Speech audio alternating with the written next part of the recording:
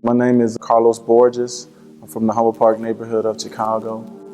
Growing up, my mom was 16 when she had me. My dad was a bit older. So she and my dad went to the drug scene, went to the gang scene.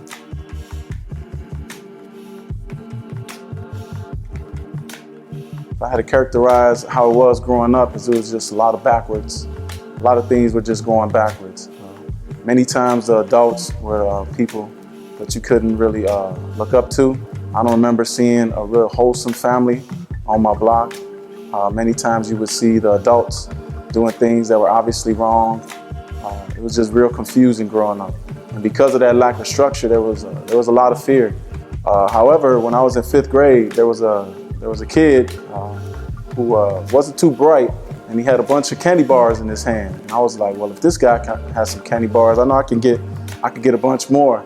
And I asked him how did he get those candy bars, and he said that he went to a place called Inner City Impact, and that if he said some Bible verses and paid attention during the Bible lesson and was able to answer some questions, that he'd be given some candy bars. And so I went right away. When I started to go to ICI, I saw adults who were just so different from the context that I grew up in. I saw adults who cared, and who asked questions, and genuinely seemed to love the children that were there.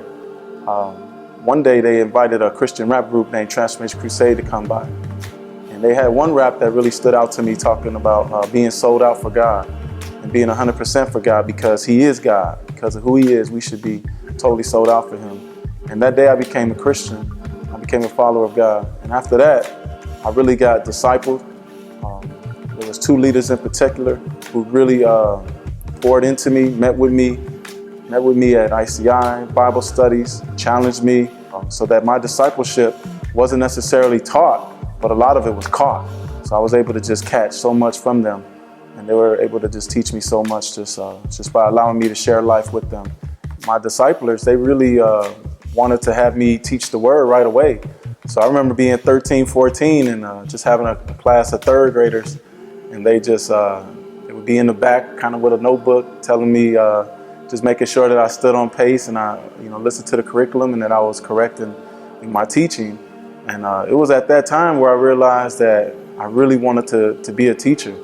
My idea was I got into a public school and I was able to teach and be in front of the kids for 6.5 hours a day for 180 days a year, that I could really have a huge impact even in the public school setting.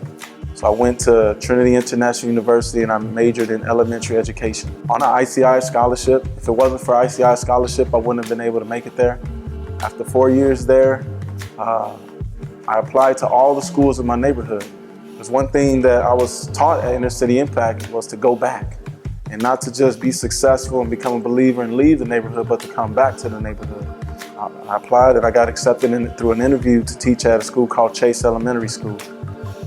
So being at Chase these 14 years and seeing multiple kids become believers and be baptized, and more importantly be discipled to be people who can do the same and start disciple cycles, I feel like it's my turn to kind of be in charge. And so I just got accepted into this program called New Leaders for New Schools, which is a principal training program.